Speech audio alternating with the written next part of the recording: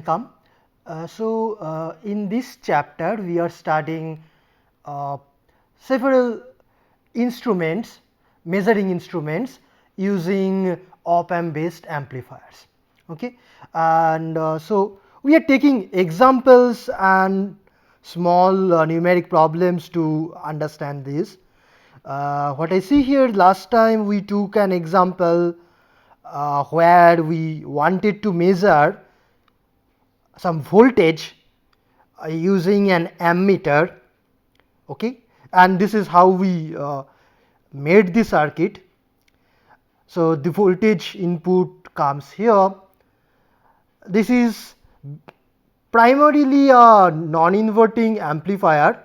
The structure resembles the non-inverting amplifier circuit, and the ammeter we put here. So one thing which I didn't tell you or I didn't highlight the last time is that this circuit is acts like a voltage to current converter. Okay, so you can say that this is a voltage to current converter.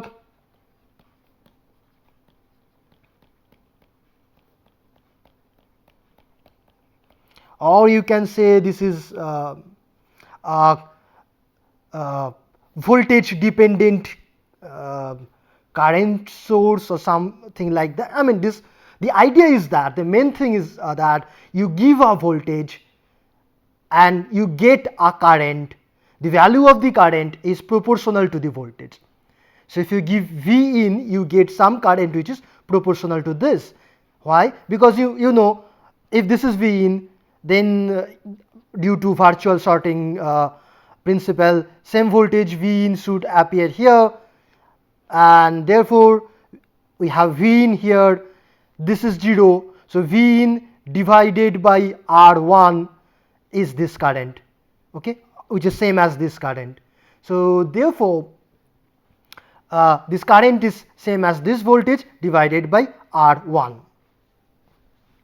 So let's see another similar circuit which also will act as a voltage dependent current, I mean voltage to current converter. In this case we have used primarily the structure of a non-inverting amplifier. We could also use the structure of an inverting amplifier like this. So let me first draw the inverting amplifier. We have negative feedback. This is input Vi, call it R1, R2. This is grounded 0, okay, 0 volt. Due to virtual sorting, this will also be at 0 volt, and this is inverting amplifier.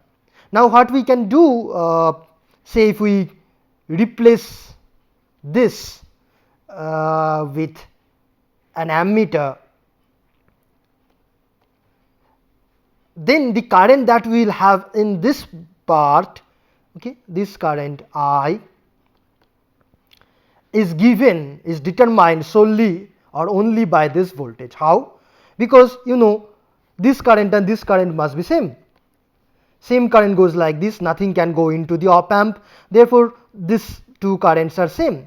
And how much is this current? From this branch I can say that I is Vi minus 0 divided by R1. So therefore this current will be determined only by this input voltage. Okay, so this is again a voltage to current converter.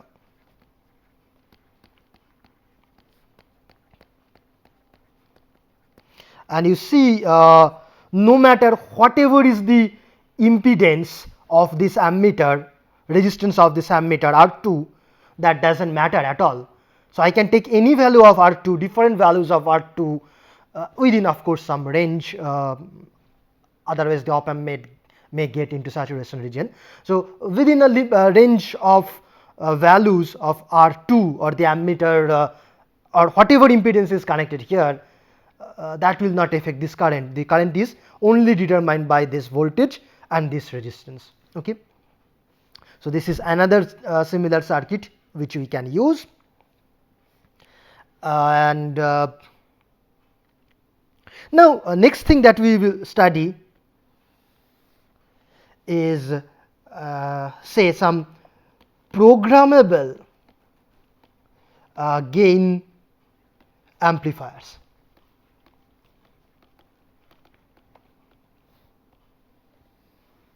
What is a programmable gain amplifier? It is basically an amplifier whose gain can be altered, changed. Okay. So we will have switches with which we can change the gain at desired value. Okay. So let us first take say a non-inverting amplifier.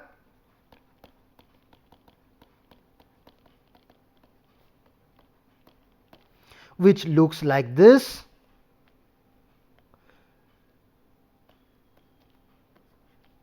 A fraction of the output goes to the input.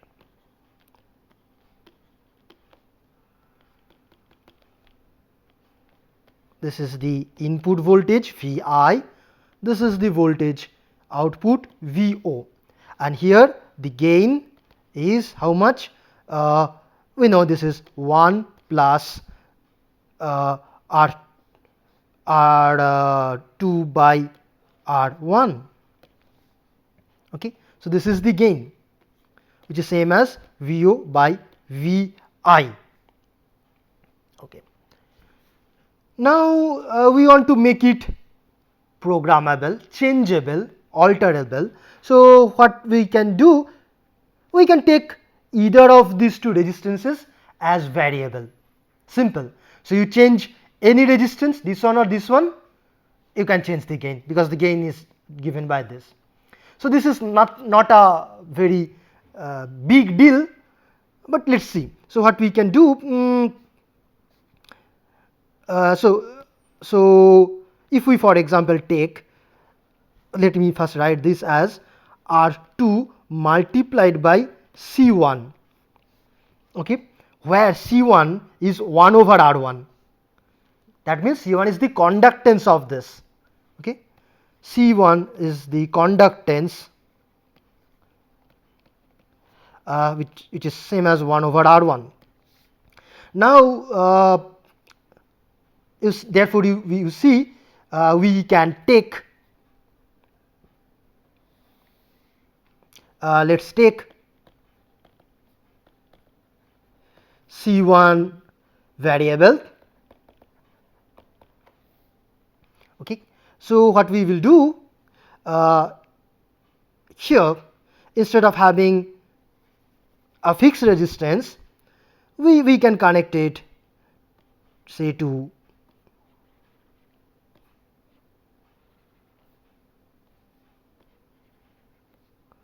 this set of resistances,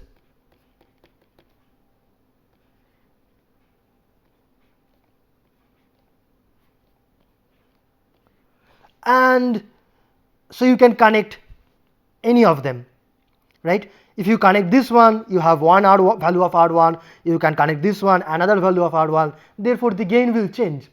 In fact, you can connect this in different combinations. You can connect only one or two at a time, three at a time, all four. They will all give different value of this equivalent resistance, right? And therefore the gain will be different.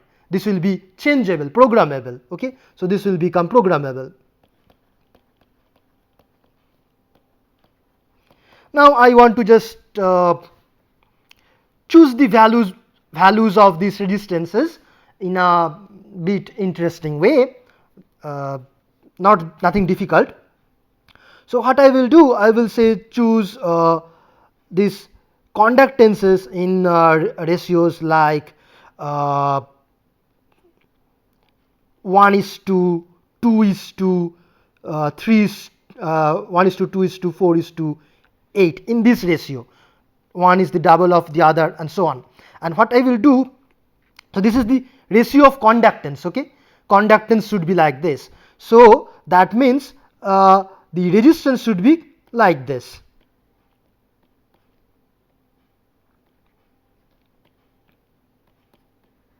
Okay, and let me take it this way. R1, this is R1 by 2, this is R1 by 4, and this is R1 by 8. Okay, and call these switches as okay, you can call them D0, D1, D2, D3, okay, etc. And let me also choose R2 equal to R1. Okay, so choose R2 equals R1, and now let's see what happens if we connect these different switches. Okay, so the conductance of this part, okay, the equivalent conductance between this and this point is can be written as C or conductance between call this point G for ground, and call this point as A. Between G and A, this we can write is equal to, for this is 1 over R1, okay, for plus conductances in parallel they get added, right. So plus this plus 1 over this, which will be 2 by R1. Now I will write this multiplied by D0, where D0 tells me whether this resistance is at all connected or not. If D0 is 1, that means this resistance is connected. If D0 is 0, that means this resistance is not connected. So therefore this will become 0 and will automatically go away from the calculation. Here also I will write D1 plus this will be 4 by R1 multiplied by whether this is connected or not, plus this is 8 by R1 multiplied by D3. Okay. Now therefore the gain becomes, from this we can write 1 plus, now R2 is nothing but R1, and this conductance C1, okay, this conductance we can write from this as D0 by R1 plus 2D1 by R1 plus this term, all these terms up to 8D3 by R1. Okay. So this then you can write 1 plus this R1 will get cancelled, so you will have D0 plus 2D1 plus, there was another term which I couldn't write due to space, which was 4D2 plus 8D3. Okay, so you see this is like I mean 1 plus, this is like a binary number represented by D0, D1, D2, D3 plus the binary number represented by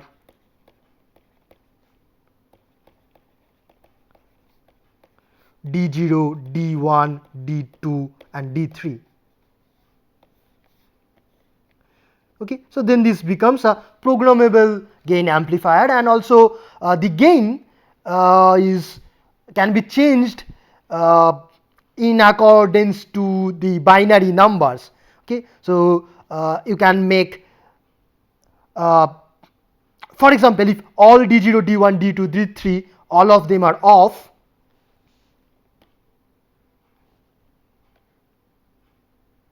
okay, so if D0 equal to D1 equal to D2 equal to D3, all of them are 0, which means off or open. Okay, then the gain is, these all will be 0, then the gain will be just 1, which also means actually all these resistances are not present, they are all removed. So we only have a direct feedback. So this will just act like a buffer. Okay, so this will become a buffer. Similarly, you can take say only D0 equal to 1 and everything else D1 equal to D2 equal to D3 equal to 0, then the gain will be how much? 2. Okay, so you close only one switch and you have a gain of 2. And similarly, if you want, if you say connect this to D0 and D1, then the gain will be how much? So this will be 1, this will be 1. So 1 plus 1 is 3 plus this, total will be 4. If you close this switch and this switch, then the gain will be 4. So this way you can change the gain.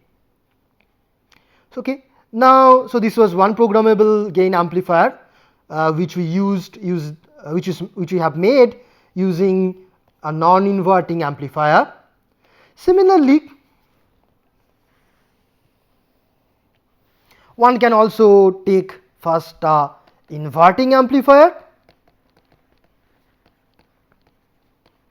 and then one can make it programmable.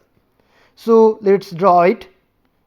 So I strongly request you, stop the video, do it yourself and then check your answer, your solution with mine. Okay. So once you know what we are going to do, always in these videos, I request you, once you know what we are going to do, do not watch that, try it yourself first, and if you can do it yourself, you don't have to watch the videos at all.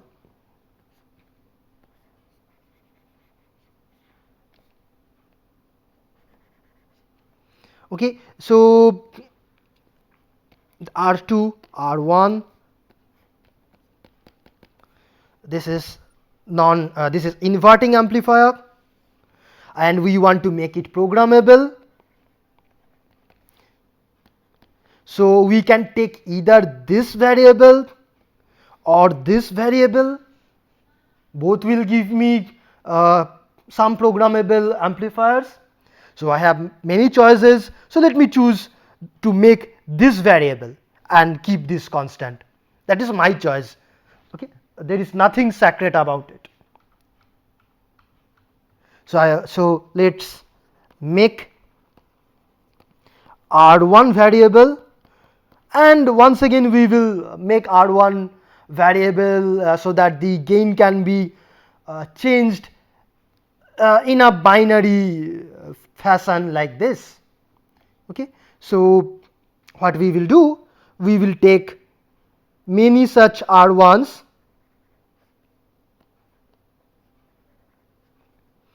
okay, let me just take three of them, and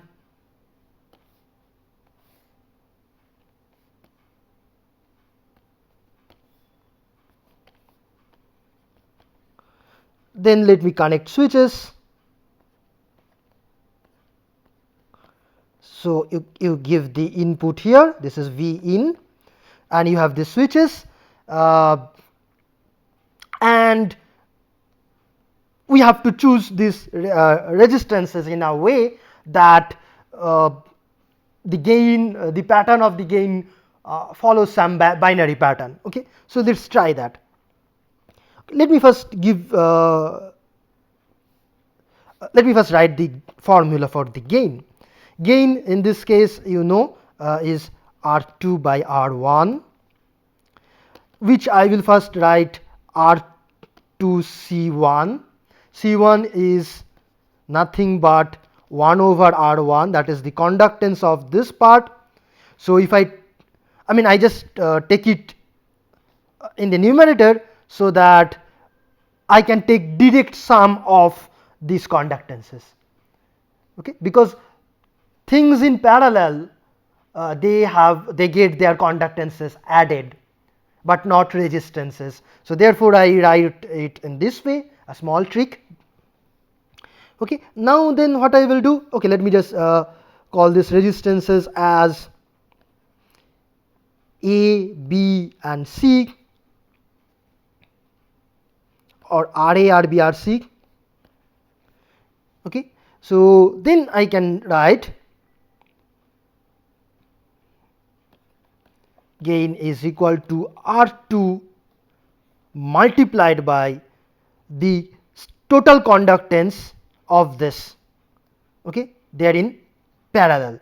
Now for this it will be 1 over RA, provided this switch is connected. If this switch is the first switch should be connected, call it DA, DB, and DC. Okay,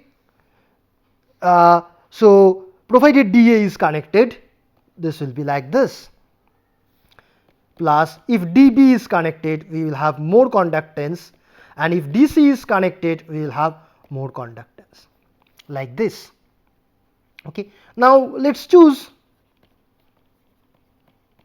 that R2 equal to some R, and we will choose this in a way that, say, 1 by RA is equal to R, 1 by RB is equal to, sorry, this is 1 over R, this we will choose as 1 by 2 R, 2 by R, and we will choose RC is equal to 4 by R, 1 over R, 2 over R, 4 over R in binary order.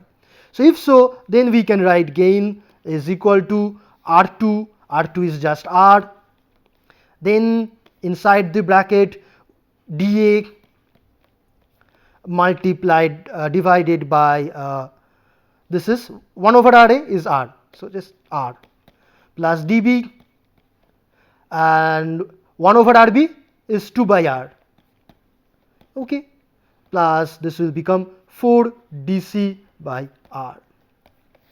This R will cancel, so therefore we will have this is equal to dA plus 2 dB plus 4 DC. Let us just now rename this. Okay, let us call this D0, call this D1, D2, because we see that this is going to act like the LSB of a binary number, because the coefficient to it is just 1, but the coefficient of this is 2, coefficient of this is 4, so that's why I rename them. Okay, rename, new names, and therefore this is simply D0 plus 2 D1 plus 4, or 4 you can write 2 square D2. Okay, so you see this is just a binary number.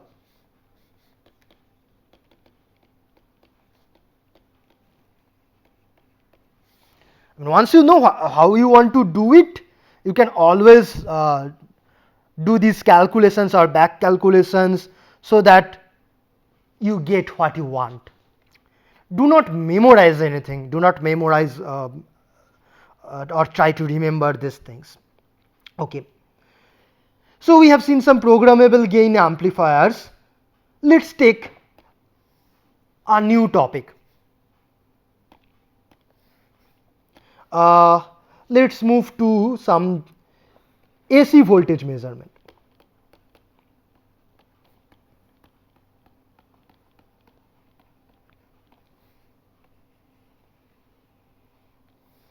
Okay.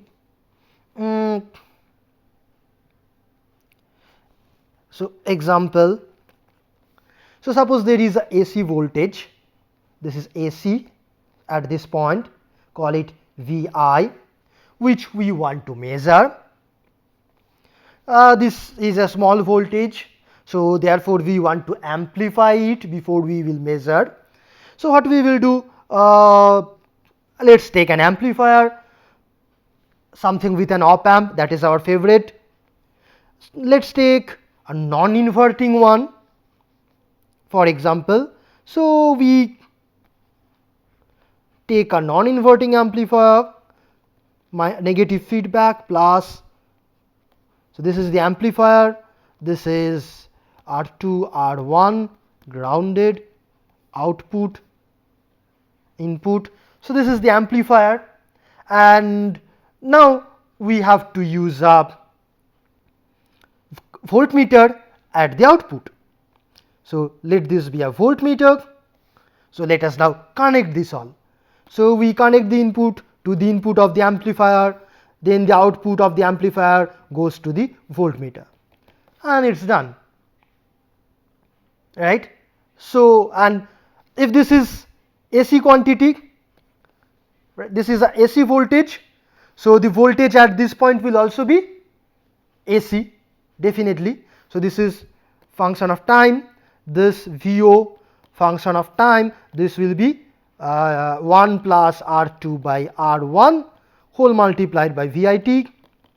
Now this is a time varying quantity AC, so therefore we must use a AC voltmeter, must use a AC voltmeter in this circuit, and then this will directly give you the input voltage, okay, after multiplying with this factor, definitely. Now let's make let's take a different example where suppose we have a PMMC voltmeter, okay, then how to use it. PMMC voltmeter, you know, this is a DC meter, so this can measure only DC. If you apply AC across it, I mean if this was for example a PMMC meter, and if you apply AC across it, it will give you 0 reading, or if the frequency is low, the pointer will oscillate, that we know. So we cannot connect a PMMC meter in this circuit this way, it will not work. But okay, you may ask why do you want to use PMMC meter? One practical reason could be that PMMC meters have several advantages. Number one, you know, the scale is linear, okay, one small advantage. Another advantage is that PMMC meters are generally more sensitive. We have talked about it, particularly at low values of the input current, you know, because it has a permanent magnet compared to an electrodynamic instrument where the strength of the magnetic field also decreases when the input current is low. So their sensitivity is lower compared to a PMMC meter. So PMMC meter is sometimes good when you are trying to measure a quantity which is of low value. So it may have practical situation where we want to use a PMMC meter. Suppose we want to use a PMMC based voltmeter. What can we do?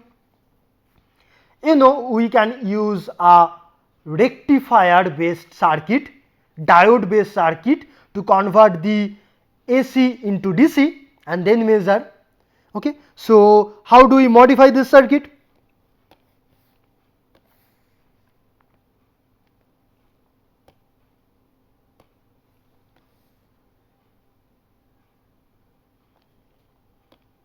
So let me just modify the previous circuit.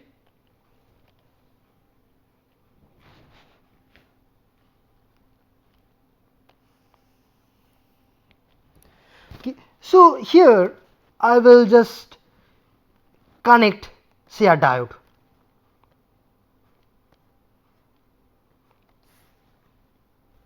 Now this need not be a AC voltmeter anymore.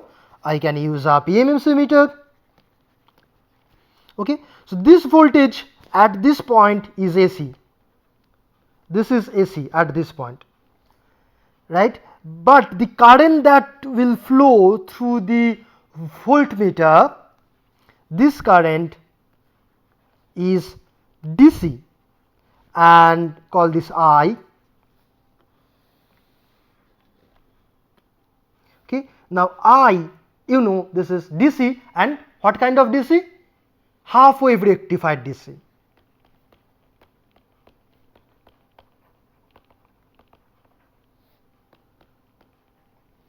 Okay, and also now, okay, now let's take some bit of numeric example.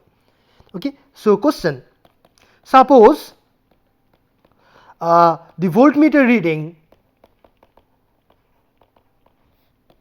in the above circuit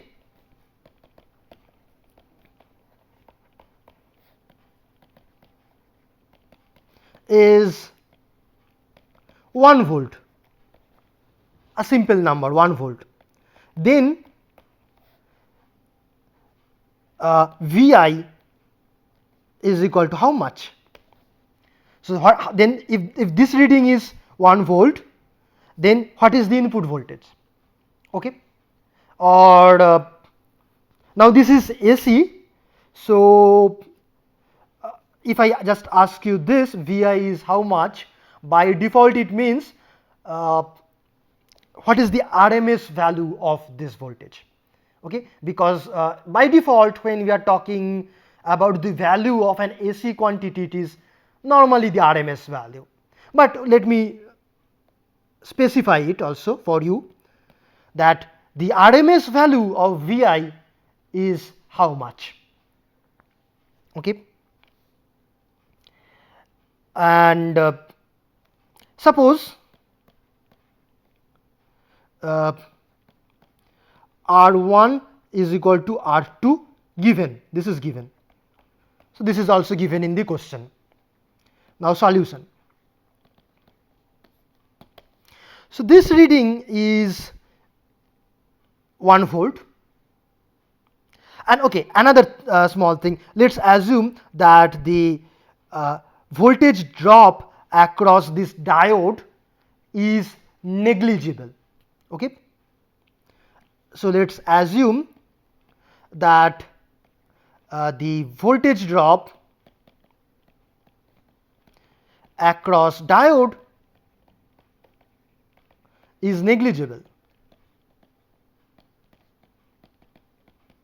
Okay, I cannot make this assumption often practically, or if in the question it is said that the voltage drop is 0.7 volt or something, in that case I cannot make this assumption. I have to take care of the voltage drop appropriately, but for simplicity now I am assuming that this is negligible, 0 for now. Okay, if so, then I can say that this voltage, this is 1 volt. This is given because voltmeter reading is 1 volt. Now 1 volt, what? 1 volt average, 1 volt average. Okay, why average? Because this is a PMMC meter. This you have to note, because in the circuit it is said that this is a PMMC meter. So even I do not specify it explicitly, it is clear and evident that the voltage which is measured is 1 volt average. Okay, not peak, not RMS, nothing else, it is 1 volt average. And what kind of average? Half wave rectified voltage and the average of that. Okay, so the voltage here, you call this point as A and B. Okay, so we know that VAB, how does it look like? It looks like this, half wave rectified. In one cycle the voltage, in one cycle current goes, and in the other cycle current doesn't go. When current doesn't go, the voltage here across it should also be 0. If current is not going, then definitely I can say the voltage across these 2 points at that moment is 0. And in fact, the entire voltage drops across the diode, which is reverse biased at that point. So this is the pattern of VAB between these two, right? Okay, and this voltage, this, let me call it V peak. This is the peak value of this voltage. Now, what can I say about the peak value of this voltage VAB in relation to the input voltage? So, what is the relation between V peak and Vi? So, for that, let me go to the next page. Or okay, let me just draw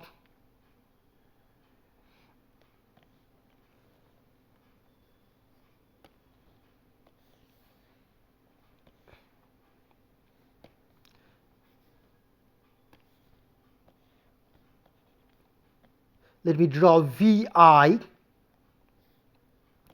This is the input voltage Vi as a function of time. This is time, this is also time. If this is like this,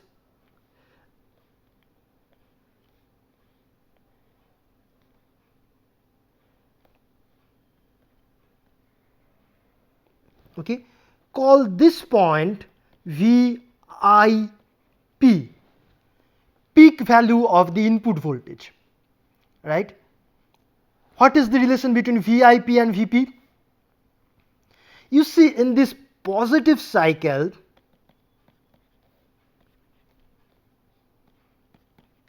in the positive cycle,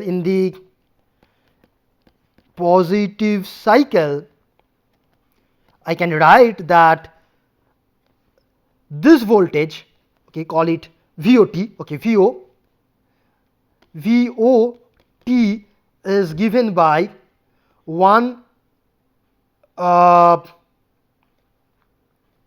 it's written here,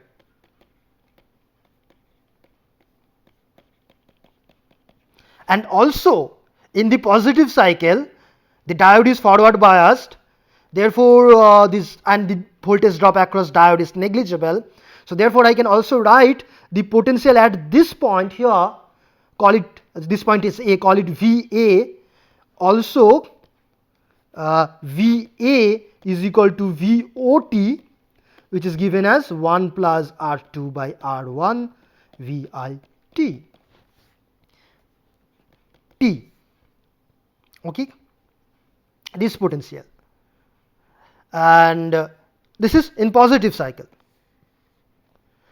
and we have given that R1 is equal to R2. Therefore, from this I write, this was VAT, from this I write VAT is same as, this is 1 plus 1 by 1, they are same, so 1 plus 1 is 2 times VIT, okay, and this is also same as VABT, okay, because this is at 0, so this is also equal to VABT. So therefore I can write that the peak value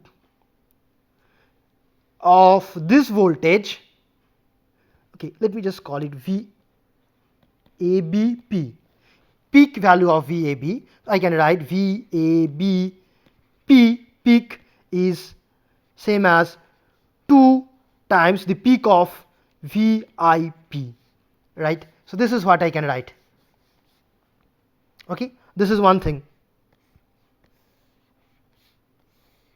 And this 2, number 2 is nothing but the gain, which is in this case 2. In general it can be anything else depending on the R2 and R1. Now what can I say about the average value across A and B? I can say VAB average, VAB average, this is how much? Look at this. The average value of this half wave rectified signal, we know this is given by the peak, this is equal to V peak, VAB peak, divided by pi by 2 and half, because half wave rectified. This formula is true for full wave rectified AC, but this is half wave rectified, so this is the formula for half wave rectified. So then I write this as VAB peak divided by pi. This is the VAB average. This is same as voltmeter reading, which is same as 1 volt given. This is the voltmeter reading, right? So from this I can write VAB peak, VAB peak is same as pi times 1 volt, and VAB peak is same as 2 times VI peak, input voltage peak. So I write this is equal to V input peak, and then I can write this is same as 2 V input RMS multiplied by root 2, because RMS, okay, let me write it this way, RMS multiplied by root 2, because RMS times root 2 is the peak for the input AC voltage. So from this I can write that this is equal to this, so I can write VI RMS is equal to pi into 1 divided by 2 root 2 volt, and you can find how much is this. Okay, so this is how to solve it. Now let me just take, okay, let me just mention an important observation, which is, so in the previous example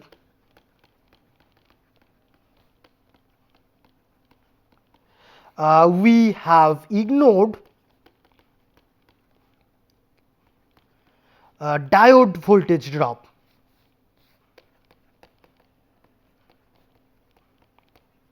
So the previous calculation was not perfect, it was somewhat erroneous, and we should take care of it.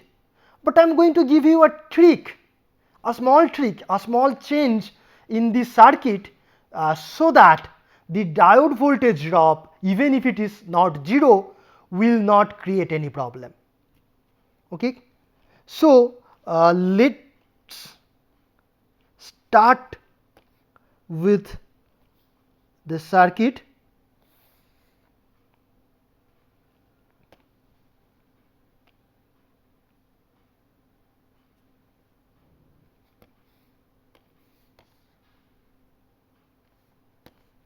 Okay.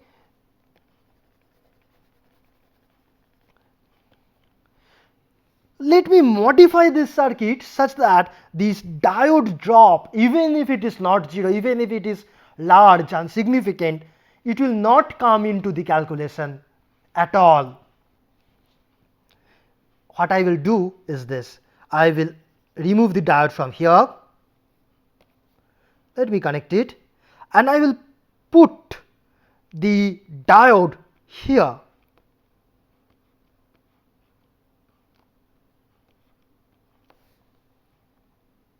Okay, and now what will happen is this. Let us first understand how this circuit is physically different from the previous circuit. Okay, so if you give any voltage here, any say some positive voltage at this point at any instant, then this is the positive input, therefore the output of the diode will go up towards the positive value, and the output will increase. How long? Until and unless the potential here which is also here becomes equal to this, right? Because whatever is the potential here, a fraction of it comes here. This is a potential divider, so a fraction of the output comes here, which goes there, and if you give some positive voltage, this output will keep increasing until and unless this value has reached equal to this input, right? At that point the diode will be happy.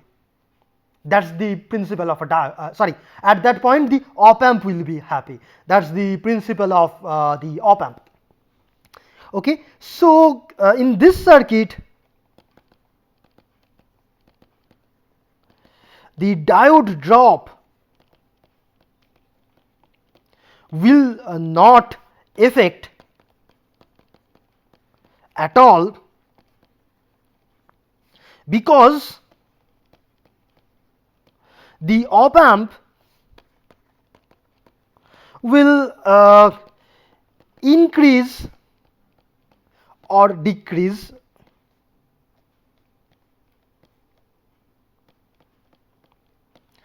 its output slightly more,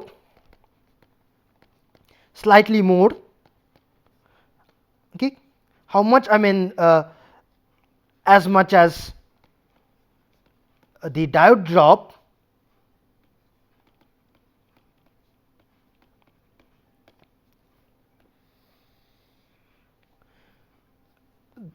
now I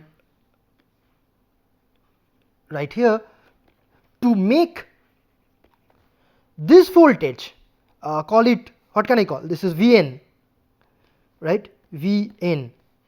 To make Vn is equal to Vp, which is here, which is same as Vi. Okay, so whatever extra voltage this diode consumes, that will be adjusted by the op amp. What will happen is that the voltage at this point will definitely be this much, but the voltage at this point will be Vo plus diode drop, maybe 0.7 volt if this is 0.7 volt. Okay, so this voltage will be slightly more than this voltage, but this voltage will definitely be this multiplied by the gain given by R2 and R1. This has to happen because, I mean, okay, you can do a back calculation. So we start from the fact that the diode will adjust, the op amp will adjust its output to make Vp equal to Vn. Okay, starting from the fact that op amp will adjust itself to make Vp is equal to Vn. So starting from this fact, let us calculate what will be this voltage. So we know this voltage, which is Vn, this will be Vp, because op amp will make so that means Vp is same as Vi. So I have Vi here, so this is Vi. Then how much is this? Potential divider rule. Same current flows in these two resistances. So therefore, if this is Vi, then this current is how much? Vi by R1. So this current I is given as Vi by R1. I am doing complete back calculation. So this current is Vi by R1, and from this I can write Vo is definitely this current I multiplied by total resistance R1 plus R2, which is same as Vi by R1 into R1 plus R2, which is the normal formula. This you can write 1 plus R2 by R1. So you do a back calculation starting from the fact that op amp will anyhow adjust its output so that Vp is equal to Vn. and then you see this diode drop doesn't matter. Whatever extra voltage this diode consumes, op amp will provide that. So this doesn't come into the calculation at all. So this is the beauty of this circuit. Okay, and this has a name. This is called precision. This is called precision rectifier. Precision rectifier based circuit, because you know the imprecision or inaccuracy which we had in this previous circuit is not there at all. So this is called precision rectifier. Okay. We'll take a break at this point, and we'll take more and more interesting examples on this topic in our coming class. Thank you.